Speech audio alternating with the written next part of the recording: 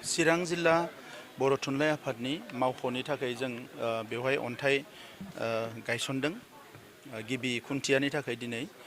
दा आङो चिरां जिल्ला बर' थुनलाइ आफादनि दैदेनगिरि बिथांमोननिसिम आंनि हामलायनायखौ बावदों। जोङो बोसोरसे सिगाङाव मिरु बर' थुनलाइ आफाद आरो जोंनि सरकारजों सावरायनानै बबे बबे जायगायाव बर' थुनलाइ आफादनि अफिस गैया बेखौ सावरायदोंमोन आरो जेला सारा आसाम नाङैनो गुबुन गुबुन जायगाफ्राव गुबुन गुबुन जिल्लाफ्रावबो अफिस लुनो हायाखै बेखौ तामुलपुराव जेब्ला बर' थुनलाइ आफादनि जथुम्मा जायो बै समाव जोङो आसामनि चिफ मिनिस्टार बिथांखौ खावलायदोंमोन। बे हिसाबै बिथाङा गुबुन गुबुन जायगायाव अफिस लुनो थाखाय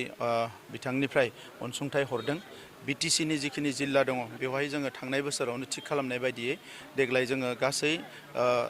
गं 6 जिल्लायाव जोङो अफिस लुनो थाखाय 50 लाख रां होनो हादों आरो मिरु अफिस क'क्राझारनि थाखाय 1 करोड़ आरो गुवाहाटीनि थाखाय 2.5 करोड़ जों रां होनो हादों। दा बे हिसाबै चिरां जिल्लानि जि अफिस 50 लाखनि जोबोद गाजा गोमजायै लुजागोन होननानै आं मिजिंथिदों। बर' थुनलाइ आफादा 1952 मायथाइनिफ्राय बर' राव थुनलाइखौ जौगाहोनो थाखाय बर' हारिनि सिनायथि थामोनथाखो मुलुगाव गायसननो थाखाय जिखिनि खामानि मावबोबाय बियो रावजोंबो रुजुजाया। बिखौ जेसेबां जों बाख्नायो जोंहा बाख्नायजोबनो राव गैया। दा बे समाव आङो थुनलाइ आफादनि गासैबो दैदेनगिरिफोरखौ साबायखर बावनायजों लोगोसे बे जेरावबो जि मावखुलि लुगोन बेखौ मोजाङैनो लुफुंनानै लानांगोन होननानै आं सानदों आरो थांनाय समाव जोङो सोरजिजेननाय हिसाबै थुनलाइ आफादनि जोंनि दैदेनगिरिफोर लिरगिरिफोरा गोबां खस्थ' खालामनानै बर' हारिनि राव थुनलाइखौ बे लेभेलाव लाबोनो हाबाय। दिनै मुलुगनि गुबुन गुबुन जौगासार राव बायदि बर' रावाबो बुहुमाव मिथिनाय मोनसे राव जाबाय। फैबाय थानाय समा जोंनि थाखाय जोबोद चेलेन्जिं सम खारन डिजिटाइजेसन AI गुबुन गुबुन दिनै माने गोदान डेभेलपमेन्टफोर फैदों। बैसिम जोंनि जि थुनलाइ एबा थुनलाइ सोरजिनाय बेखौ जोङो आरोबाव इमप्रुभ खालामनो थाखाय जोंहा खामानि मावनांगौ दङ। ओंखायनो आं लाइमोनफोरखौबो जायफोरा दिनै सोलोंथाइ बिफानाव जोंनि माने मा होनो इउनिभार्सिटि कलेजाव साख्रि मोनबाय एबा फरायनायजों सोलोंथाइजों सोमोन्दो दङ बयखौबो एबा गुबुन साख्रि मोननाय सानसुमैफोरखौबो बयखौबो खावलायदों जे थुनलाइ आफादजों जाहाथे बयबो गोख्रों सोमोन्दो लायो। मानोना माहारिबाद बेखौ फोरोंजेननाय आफादानो थुनलाइ आफाद बिनि उनाव फरायसा आफाद। दा नंखायनो बयखौबो खावलायदों जे बयबो थुनलाइ आफादजों अरायसम थाफागोन आरो चिरां जिल्लानि अफिसा जोबोद मोजाङैनो लुफुंजागोन आं बेखौ हास्थायदों। माखासे राजखान्थियारि मोनसे बारहावा सोलिदों बे बुब्लियाव गुबुन दोलोफ्रा माने जोंसो लाबोदों होननाय गोजोनखौ बे बुब्लियाव बुंगोन नोंथाङा? बेखौ बयबो मिथिगौ मानोना बारा गोबाव समनि जारिमिन नङा। बड'लेण्डआव गोजोन फैनाया फ्राय 50 बोसोरसोनि उनाव 5 बोसोरल' जादों। आगोलनि सरकारनि 17 बोसोराव बे गोजोनखौ लाबोनायनि बाथ्राखौ बिथांमोना सानाखैमोन आरो आगोलाव जाय सरकार दादोंमोन बिसोरनि समाव राष्ट्रीय हान्जाफ्रा सोरमोन बेखौबो बयबो मिथिगौ। दा नंखायनो नैबे जायगानिफ्राय सोरबाया लुबैयाब्ला सोरबाया खामानि मावाबा गोजोना फैनाय नङा। जेरै दा नागालेण्डआव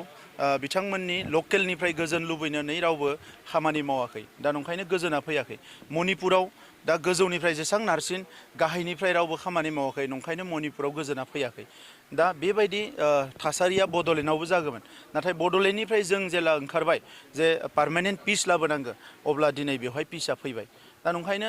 गोबाङानो गोबां बाथ्रा बुंगोन बेखौ बयबो मिथिगौ। नाथाय फैबाय थानाय समाव बे गोजोना जे 40-50 बोसोर थानांगौ 100 बोसोर बिनि थाखायसो दा जों खामानि मावनांगौ। खामानिखौ मावनायनि उनाव सोर मा क्रेडिट लायो लाया बे खोथा गैया। बेवहाय जों जोनोम जादों बेवहाय जोंनि आइ आफा रायजो राजा बयबो जों संसार जायो। बेवहायनो जोङो थांनाय थैनायनि बाथ्राखौ सानदों। बेवहायनो जों हारिखौ गायसननायनि बाथ्रा सानदों। स' नैबे ओनसोलखौ लानानै बयनिख्रुइ बांसिन सानस्रिनांगौआ जोंसो। मालाया मा बुङो मा बुङा सोर मा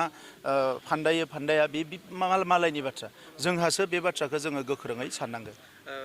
123 एमेन्डमेन्ट बिल आरो माखासे बर' गोरोबथानि दफाखौ लानानै थांनाय बावैसो सान सिगांसो अमित शाहजों सावरायनाय जादों नोंथांमोना। दा 2022 मायथाइनि सिगां जेरै इलेक्सन जागोन 2022 मायथाइयाव MLA इलेक्सना बेनि गेजेराव जोंनि सुक्तिब्ला गोरोबथाया जाजोबनांगौनि मोनसे अमित शाह बिथाङा बुंदोंमोन। दा बे जोङो देग्लाय जि जानो गोनां पार्लामेन्ट बेवहाय 125 एमेन्डमेन्टआ फैनांगौ होननानै बावैसो नखर मन्त्रि अमित शाह बिथांखौ लोगो हमदों आरो जों हास्थायदों बियो फैगोन। आरो गामि सोसनजोबनाय जानायनि उनाव आरो नैबे एमेन्डमेन्टआ जाबानो जोंनि समस्थियाबो 60 जागोन आरो बेबायदि जिखिनि एमेन्डमेन्ट गोनां दङ बेखौ जों नेदों नाथाय एइबारनि जे एमेन्डमेन्ट बेवहाय जों हारसिं नङा सारा भारतनि जिखिनि 6 सिडिउल गासैबो ज' जानानै दङ सोरबा स्टेटआव प्रब्लेम दङ दा नंखायनो एसे आवगाय फासय जादों बे जेबो नङा बेयो जागोन जोंहा बेखौ फोथायो आरो बेजों लोगोसे एनआइएनि केस एनडिबिनि जि एनआइएआव केस दङमोन बेखौ नखर मन्त्रि बिथाङा बयबो खावलायनाय जोंबो खावलायनाय बायदियै रिटार्न हरबाय दा बियो बेल मोनगासिनो दङ लासैनो बेनिफ्राय सिबिआइनि जि केस रन्जन दैमारि बिथां आरो बाखिखिना जों दङ बेखौबो लानानै जुदिअ बियो कनभिक्ट जादों दा जोङो बेखौबो लाना सावरायगासिनो दङ जाहाथे बेखौबो फोजोबनो हायो आं मिजिंथियो एनादार 6 मान्थ टु 1 इयाराव बे प्रब्लेमफोरा गासैबो जोबस्रांजोबगोन थेंक इउ যদিও বিজেপি আপোনালোকৰ লগত ইপিনে বৰ্তমান সময়ত মিত্ৰতাত আছে কিন্তু বিজেপিৰ একাংশ নেতাই আপোনাৰ বিৰুদ্ধে আপোনাকে মানে পদচ্যুত কৰাৰ কাৰণে ষড়যন্ত্ৰ নমা বুলি ইতিমধ্যে আলোচিত হৈছে বিভিন্ন সংবাদ মাধ্যমত আপুনি গম পায় আৰু বিজেপিৰ শীৰ্ষ নেতা ক'বলৈ গ'লে বিটিচি অধ্যক্ষ অসম বিধানসভা অধ্যক্ষ বিশ্বজিৎ দৈমাৰীয়ে বিপিএফৰ নেতাৰ সৈতে মিলি আপোনাৰ বিৰুদ্ধে ষড়যন্ত্ৰ কৰা বুলি ভাবি চাওক পৃথিৱী জন্ম পোৱাৰ পৰাই বা মানৱ জাতি জন্ম পোৱাৰ পৰাই মই ভাবোঁ তেনেকুৱা কথাবিলাক চলি আছে যন্ত্ৰ ষড়যন্ত্ৰ সেইবিলাক আমি আমাৰ এই সমাজৰ এটা পাৰ্ট তো গতিকে ইয়াত সমাজৰ গোটেই প্ৰক্ৰিয়াত মৰমো আছে খঙো আছে ঘৃণাও আছে চব আছে কোনোবা ভাবিব পাৰি পেলাই জানি বুজিয়ে কৰে কোনোবা অজানিত কৰে গতিকে আজিৰ সময়ত বড়োলেণ্ডৰ পলিটিক্সত কোনে মোৰ বিৰুদ্ধে ষড়যন্ত্ৰ কৰিছে কোনে মোৰ বিৰুদ্ধে কিবা এটা চিন্তা কৰিছে এইবিলাক কথা মই ভাবি পেলাই মই সময় নষ্ট কৰিব বিচৰা নাই মই নিজৰ বয়সটো নষ্ট কৰিব বিচৰা নাই এটা জ্বলন্ত অৱস্থা প্ৰায় 50 বছৰ ইয়াৰ পিছত প্ৰথম 5 বছৰ আমি পাইছোঁ শান্তি 17 বছৰ বিপিএফৰ শাসন এটা জাতি গোষ্ঠীগত সংঘৰ্ষ হিংসা বড়ো অনাবড়ো ইয়াৰ পিছত আমি এই 5 বছৰটো এটা শান্তি পাইছোঁ আমি পাইছোঁ মানে বড়োলেণ্ডৰ 35 লাখ জনসাধাৰণে পাইছে গতিকে আজি এই 5টা বছৰটোকে যদি ভাবিছে যে 50টা বছৰ শান্তিত থাকিলেও আমি 5টাহে অশান্তি হৈছে তেনেকা যদি ভাবিছে তেখেতসকলৰ কথা গতিকে ৰাজনীতি কৰা মানুহবিলাকে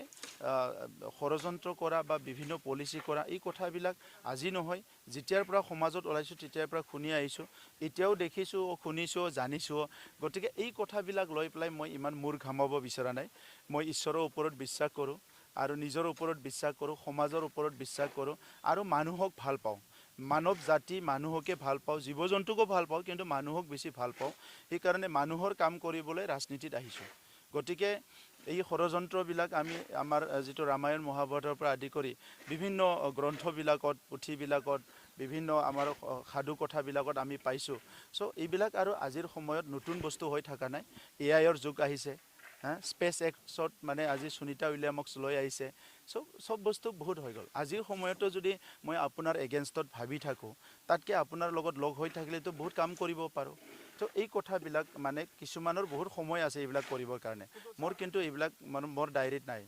আপোনাৰ দীঘলীয়া সময় এটা সশস্ত্ৰ সংগ্ৰামক আপুনি